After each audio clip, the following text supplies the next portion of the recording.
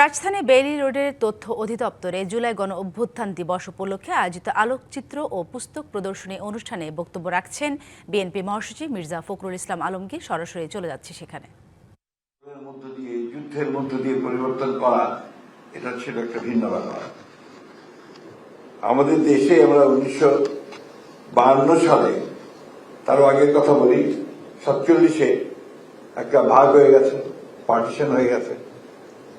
সেটাও কিন্তু হয়েছিল বহু আন্দোলনের পক্ষে, পরিপ্রেক্ষিতে বহু আন্দোলন, প্রাণ বহু গেছে।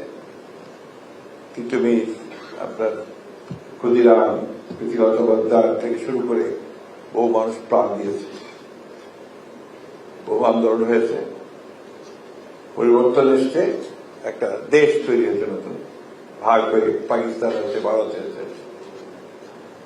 সেই পাকিস্তান যারা আন্দোলন করেছিল তারাই কিন্তু একসময় আবার আন্দোলন শুরু করলো যে আমরা সবাই সেটা জানি যে এই পাকিস্তান যে শাসক গোষ্ঠী, এরা আমাদের এই অঞ্চলের মানুষদের বঞ্চিত করছে এবং তারা আমাদের যে আকাঙ্ক্ষা সেটা পূরণ করতে পারছে না। মৌলানা আব্দুল হামিদ খান ভাসানী, শেরে বাংলা, ফজলুল হক, শেখ মুজিবুর রহমান সারওয়ার্দী, সবাই কিন্তু এই আন্দোলনের নেতৃত্ব দিয়েছে সবাই। এবং এখানে ধারাবাহিকতায় পরবর্তীকালে 1971 সালে দেশ স্বাধীন হয়েছে, যুদ্ধ হয়েছে, আমরা একটা স্বাধীন দেশও পেয়েছি। দুর্ভাগ্য আমাদের তখন থেকেই আবারও সেই একই গান গাইতে হয়েছে, পরিবর্তন চাই, পরিবর্তন করতে হবে। দুর্ভাগ্য এটা। আমরা 52 বছর, 55 বছর হয়ে গেছে। চীনের স্বাধীনতা প্রায় একই কাছাকাছি সময়, কাছের যে সিঙ্গাপুর, তারও প্রায় একই সময়। তার অর্থনৈতিক উন্নয়ন, জীবন জীবিকার মান কোথায় চলে গেছে, আমরা এখন এখানে পড়ে আছি।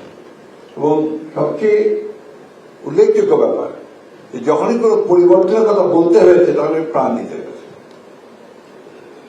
বাংলা কিউআর যেখানে, নগদ পেমেন্ট সেখানে। সারা দেশে 10 লাখেরও বেশি মার্চেন্টে নগদে পেমেন্ট করুন খুব সহজে। ভাষা আন্দোলন থেকে শুরু করে একদম এই 24শে জুলাই পর্যন্ত আমরা যারা ক্ষমতায় যাই,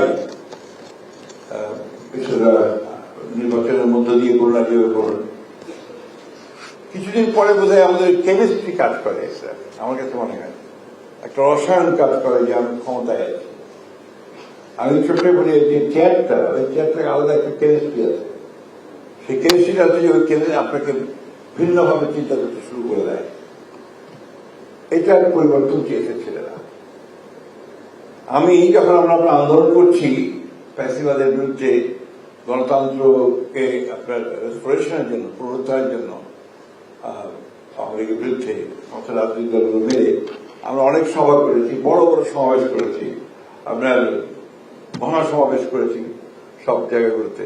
একটা কথাই তখন মনে হতো, বলতাম, জোরে এসে বলতাম, তরুণদের দেখতে পাই না।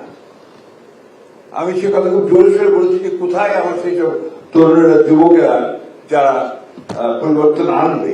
তরুণ যুবকের তো পরিবর্তন হয় না। এবং নজরুলের সেই কথাও, কবিতাও বলতাম, কে আছে জোয়ান হওয়া গোয়ান, আঁকিছে ভবিষ্যৎ। কিন্তু দেখুন কি অলৌকিক ভাবে এই জুলাইয়ে 24শে জুলাইয়ে সেই তরুণরা নেমে আসলো। এবার নেমে আসলো, প্রথমে এসছে আপনার তাদের দাবিতে, নিজস্ব দাবিতে, পরবর্তীকালে সেই দাবি পরিণত হল পরিবর্তনের দাবি। এবং খুব পরিষ্কার ভাবে এই আন্দোলন যে হটাও হাসিনা, বাঁচাও দেশ। এবং